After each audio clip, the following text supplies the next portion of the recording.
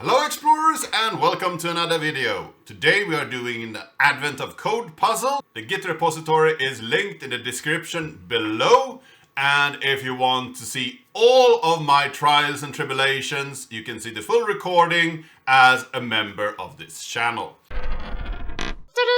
Yup, into it. Day 13. You climb the hill and try contacting the elves. However, you instead receive a signal you weren't expecting. A distress signal. Your handheld device must still not be working properly. The package from the distress signal got decoded out of order. You need to reorder the list of received package, your puzzle input, to decode the message. Your list consists of pair of package. Pairs are separated by a blank line. You need to identify how many pairs of package are in the right order. For example, so we have a bunch of packages here. A packet consists of a list of integers. Each list starts with a bracket, ends with a bracket, and contains 0 or more comma-separated values, either integers or lists. Each package is always a list and appears on its own line. When comparing two values, the first value is called left and the second value is called right. Then both values are integers, and the lower integer should come first. If the left integer is lower than the right integer, the inputs are in the right order. If the left integer is higher than the right integer, the inputs are not in the right order. Otherwise, the inputs are same integer. Continue checking the next pair of input if both values are lists. Compare the first value of each list, then the second value, and so on. If the left list turns out of item first, runs out of item first, the inputs are in the right order. If the right list turns out of items first, then the inputs are not in the right order. Okay. If the lists are the same length and no comparison makes decision about the order, continue checking the next part of the input. If exactly one value is an integer, convert the integer into a list which contains that integer as its only value, and then retry comparison. For example, if comparing 0, 0, 0 and 2, convert the right value to 2 and a list containing 2, and then the result found by instead comparing 0, 0, 0 and 2. Using these rules, you can determine which of the pairs in an example is in the right order. So compare those two. So compare 1 versus 1, 1 versus 1, 3 versus 5. Left side is smaller, so inputs are in the right order. Okay.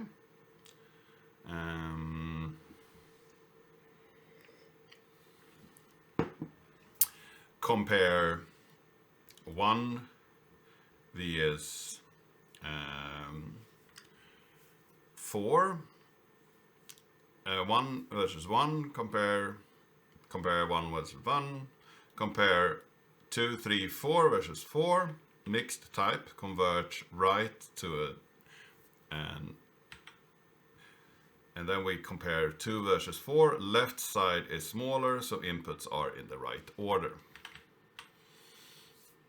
Pair 3, compare 9 versus that list, compare 9 versus that list, mixed types, convert left to a list, retry comparison, compare 9 versus 8, right side is smaller, so inputs are not in the right order. And then compare these, compare those, compare those, compare those. Left side ran out of items, so inputs are in the right order. Same goes for that. Right side ran out of items, so inputs are not in the right order, okay? Pair 6, left side ran out of items, so items are in the right order. Pair 7, right side ran out of items, so not in the right order. And compare 8. Right side is smaller, so inputs are not in the right order. What are the indices of the pairs that are in the right order? The first pair, index 1, the second pair, index 2, and so on. In the above example, the pairs in the right order are 1, 2, 4, 6. The sum of those are 13. Determine which pairs of packages are in the right order. What is the sum of the indices of those pairs? Okay. So if we had a language like Python or Perl that just had this built in, or perhaps JavaScript as well, you could just use the built-in functions, but I guess that some of these more complex things would not work as well in those languages either. So maybe we are just lucky here that we have a language that we need to parse a bunch of stuff.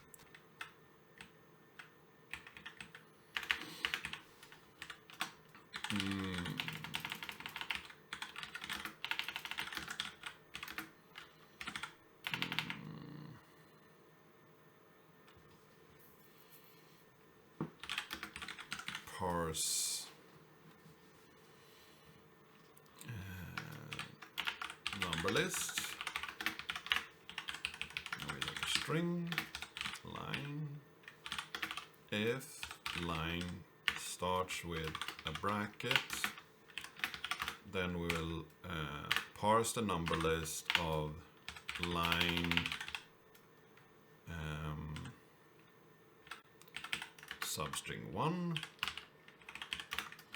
If line starts with an end bracket, then we want to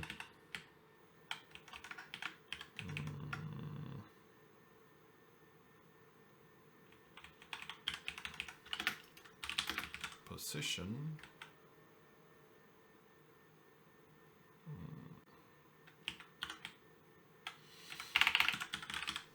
maybe we just do it like that.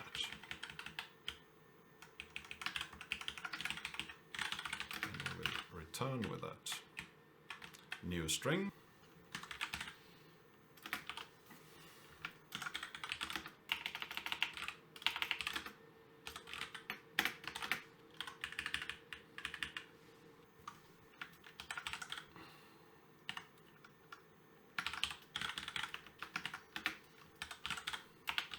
Let's just try that.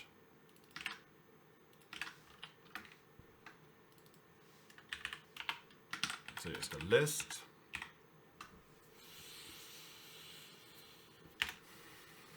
And here we need to have list childs, new array list, childs, list, add childs. The specific line.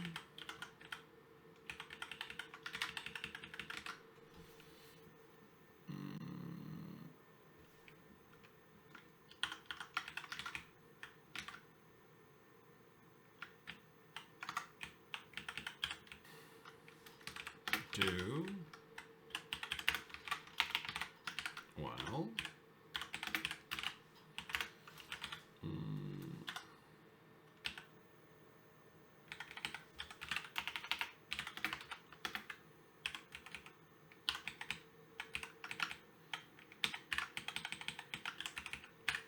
Line is not blank.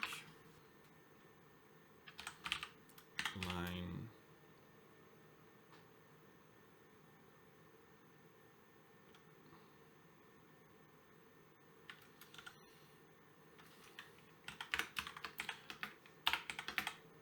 get the first character, do we have a pattern, number, pattern, compile, and then we say anything that is a number is the pattern.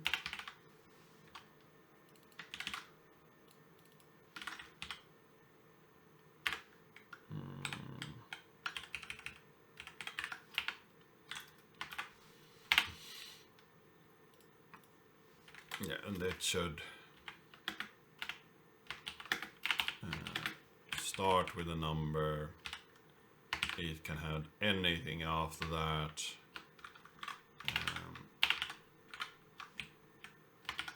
And the number is what we are interested in. You can have anything that is not a number, of course.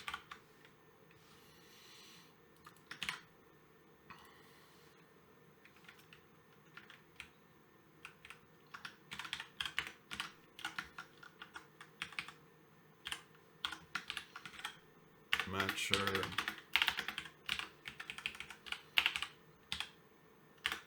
So if we find a number there, then we get group 1.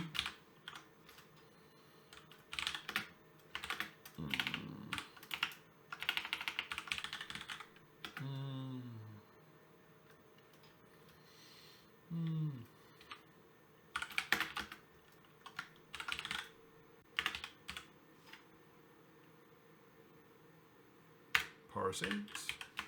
So there we have our number, and then we will take our list and add our number. Like that. Line should be equal to line, substring,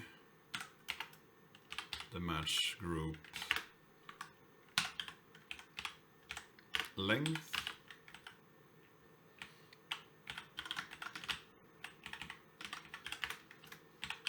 and here if we have a comma, we just do line substring 1.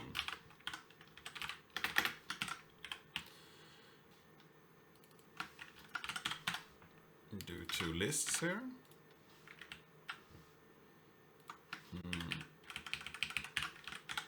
Parse number list, and then parse number list, and then we do a compare of these two, and that we haven't defined yet, but that's a different problem at the moment.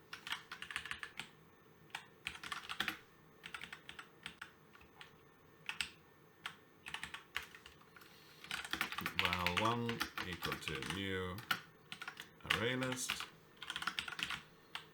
and here val2 is new array list.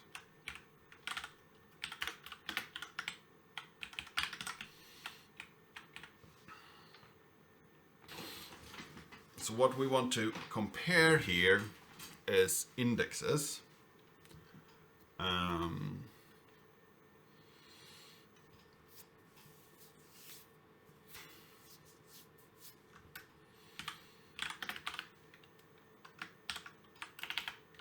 Val1 size, so int I 0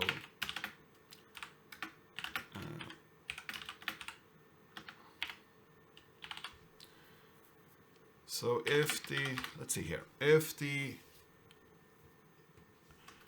second one is shorted, that is fine. But if the first one is shorted, that is not fine. Okay. So if val1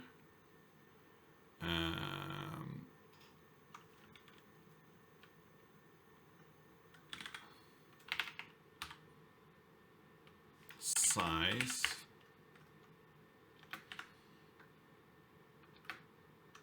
is smaller than val2 size,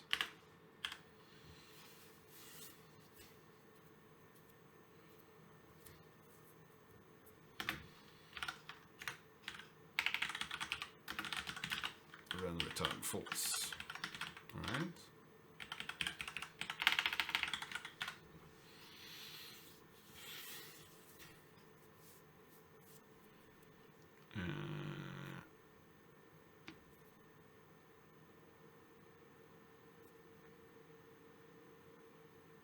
No, if val2, yeah, if val2 has more items than val1, then return false.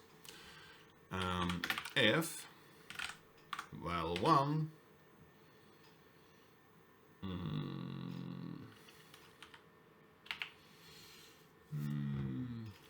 instance of list or val2 is an instance of list, then we want to compare those two lists.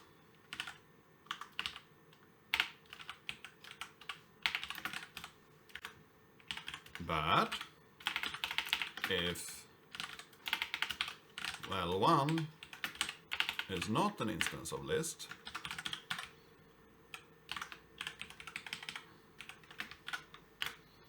then val1 is equal to new array list of val1.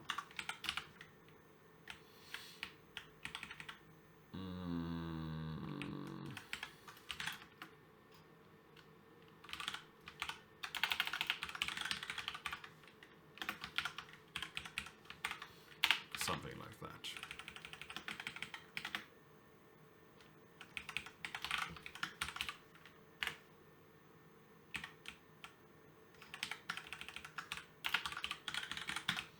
So if val1 is an integer, how do we do that? Easiest.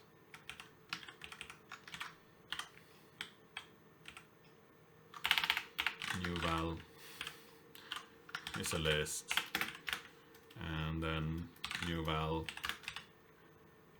had val1 is equal to new val. So this whole thing is val1 equal to wrap list of val1.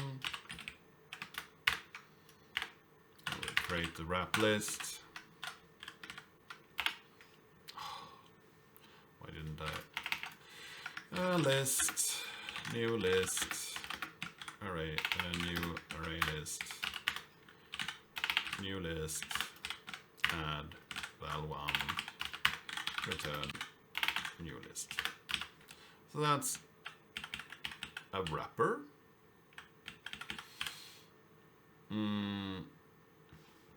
So what's the problem here?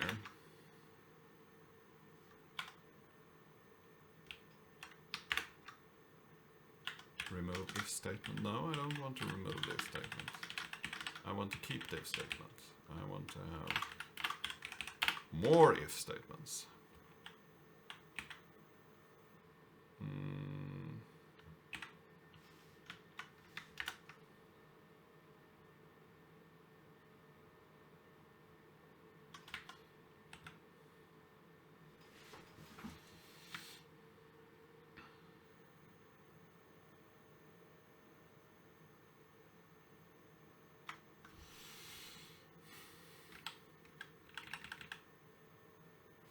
Why can I do that?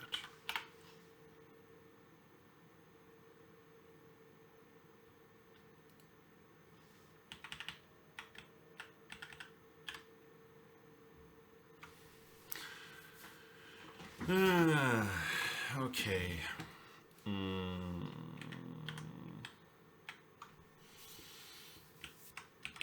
Val1 get 0. Oh, val1 get I. val2 get I,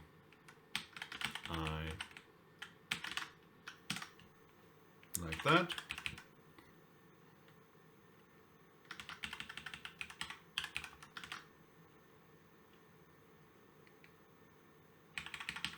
So here we want to compare those two, so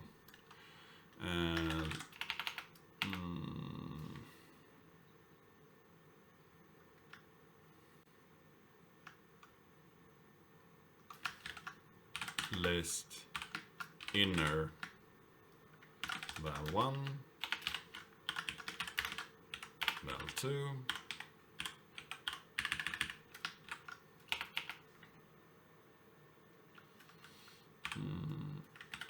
inner val1, inner val2. So we will compare those two.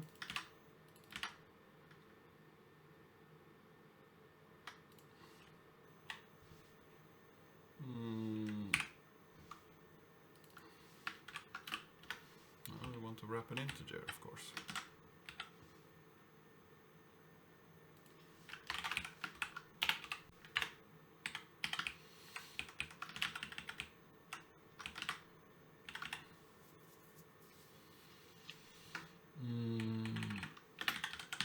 Else inner val1 equal to val1 get I,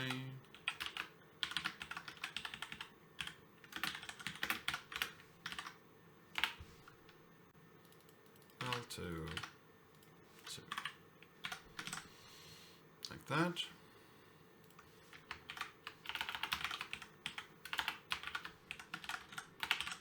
Calls that to a list. So then we will compare the inner ones. And if this is not true, then return false. Like that.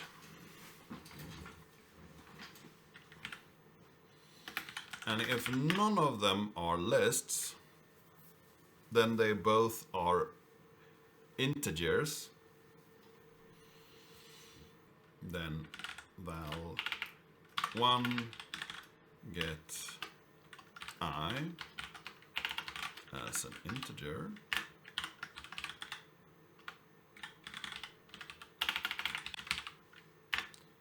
Compare those two.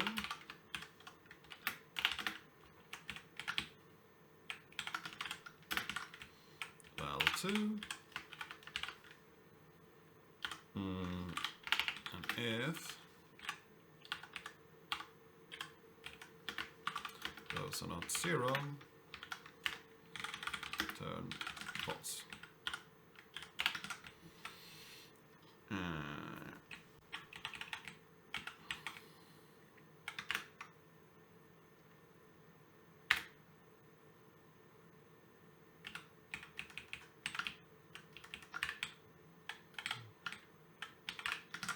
So I can do that. And we can also have if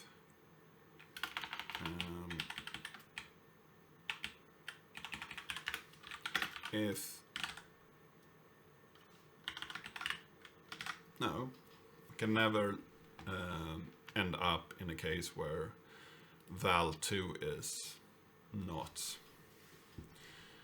Yeah, so maybe this works. If val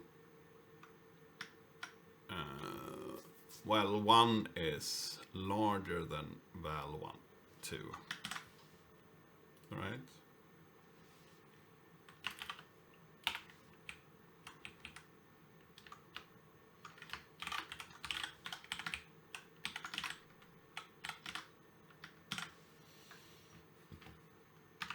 So we have probably compared correctly. So we're on the left side, and if val2 size is smaller than I, then just return true. Smaller or equal to I.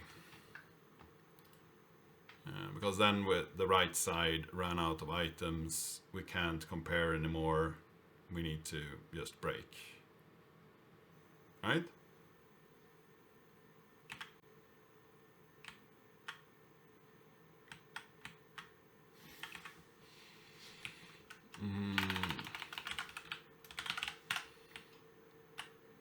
So we return a boolean. And here.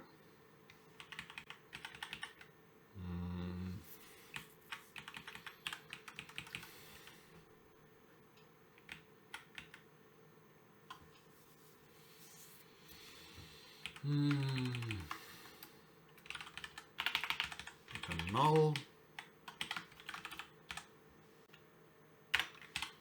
Boolean false. Boolean true.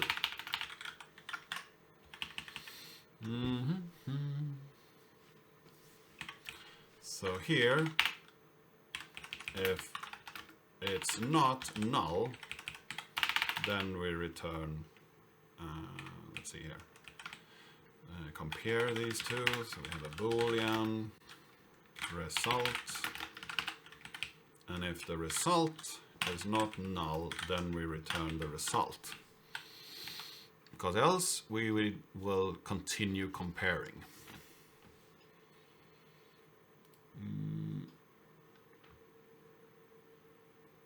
So then we get a null pointer exception there.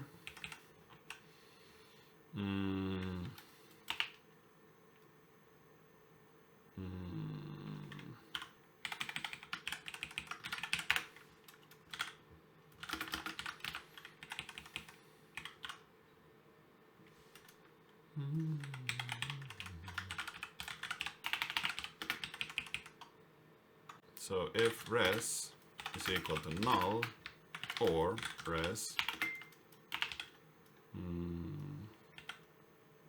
boolean value, then we add it to the list. Then we get a large number.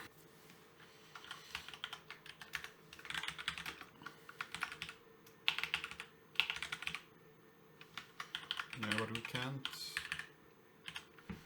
say that's true, because we could have multiple of them.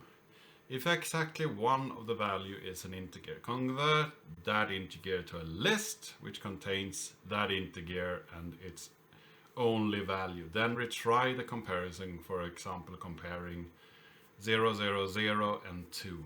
Convert the right value to 2, a list containing 2. The result is then found by instead comparing 0, 0, 0 and 2. If both values are lists, compare the first value of each list, then the second value, and so on. If the left list runs out of item first, the inputs are in the right order. Then the inputs are in the right order.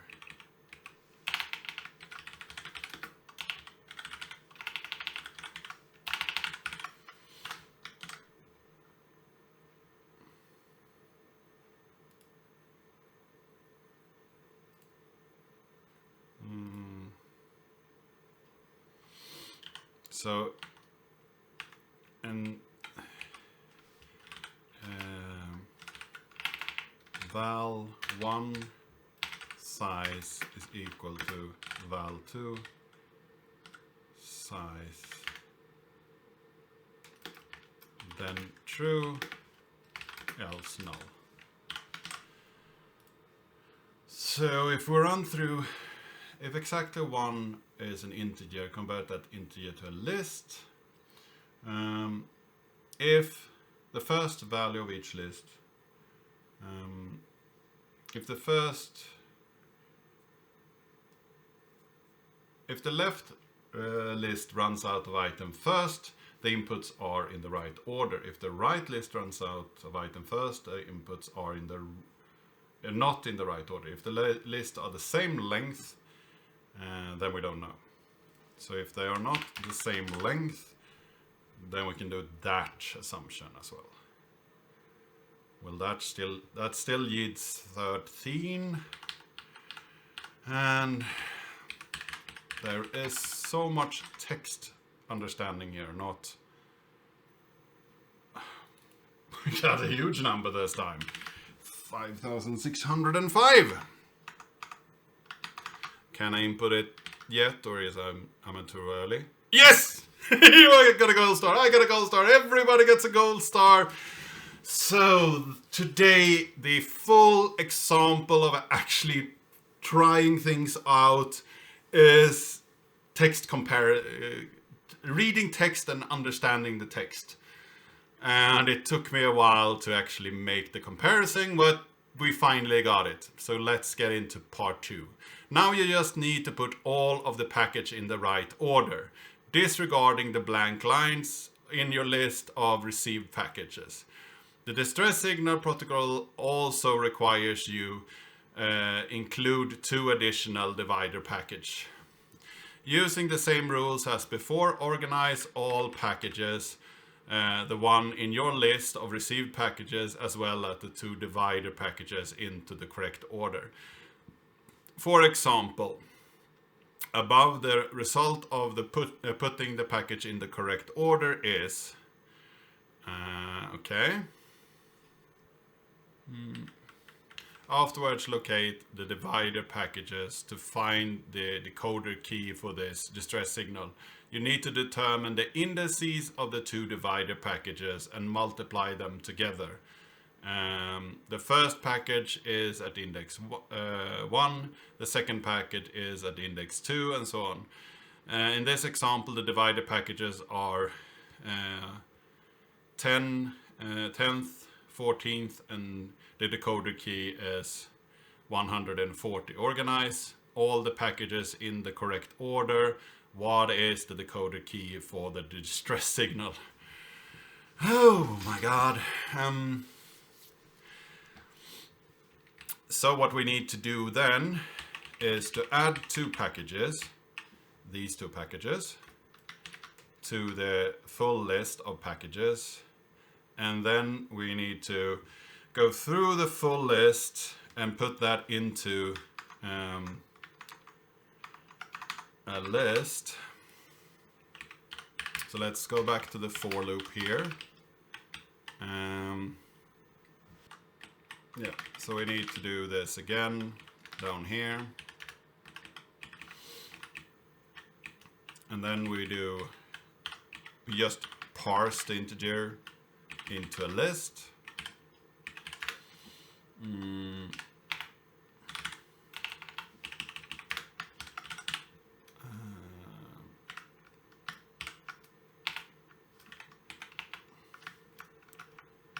Let's do a list, unsorted,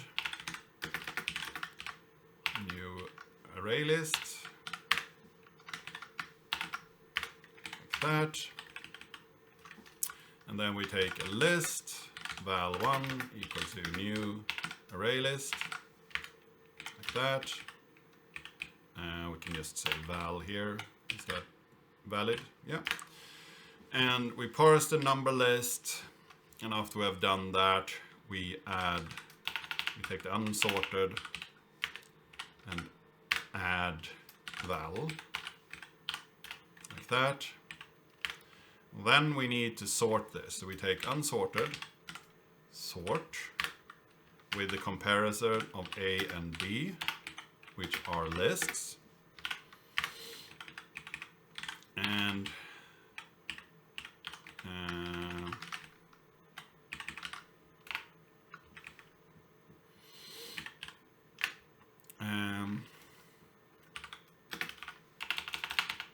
if res is equal to null, then return 0. So we need to have this boolean res as well. A, B, like that. And if it's true, then -1, and if not true, 1.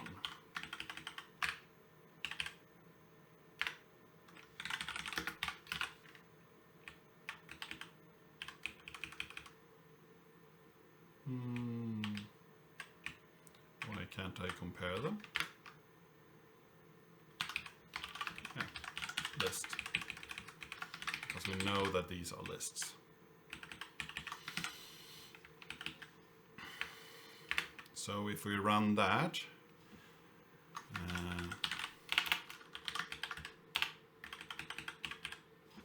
what do we end up with in our sorted list? If line is blank, continue. That statement we need as well. Let's start over. So what we want now is the sorted list. So let's copy that over here. So hopefully that is correct. The unsorted, we also add 2 more. So we have 2 more here before we sort it. And those are the 2, these packages.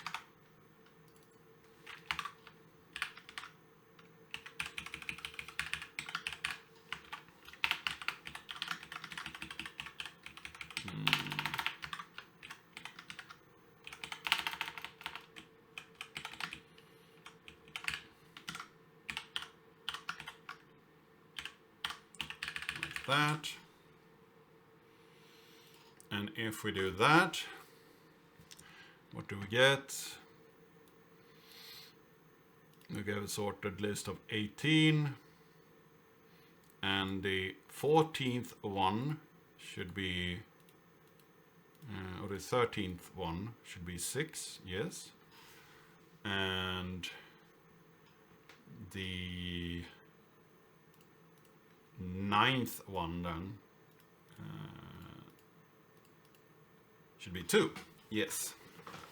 So now we have found those. Do we still have the function getInteger?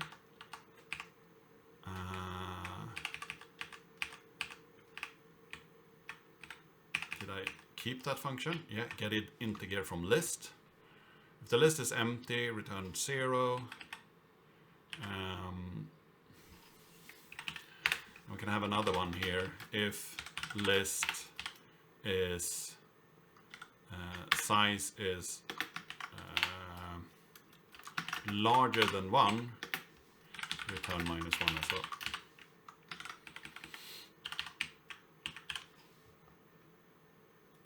So now I can actually search for the value.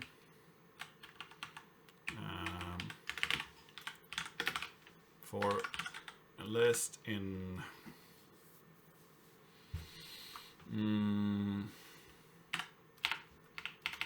for list in A unsorted, but it's actually sorted now.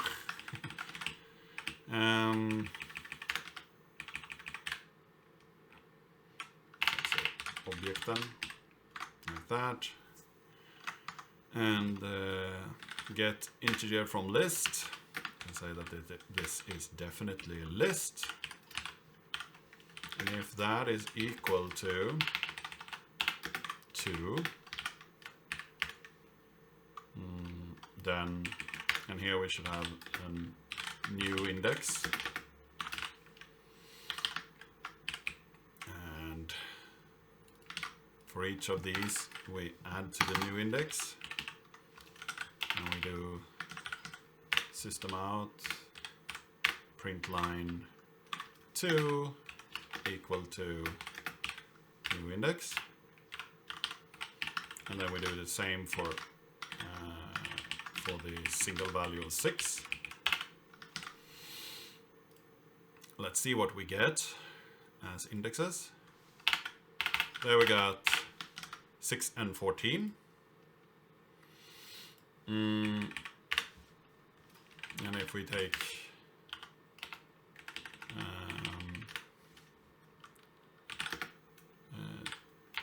2 index,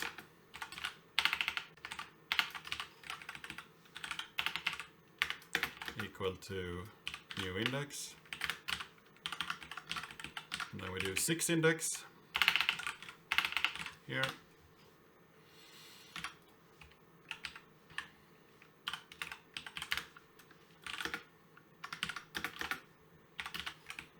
And then we can just say 2 index times 6 index and print that out. So let's run that and we should get 140. Let's see if we can do this with the full result now and still get something.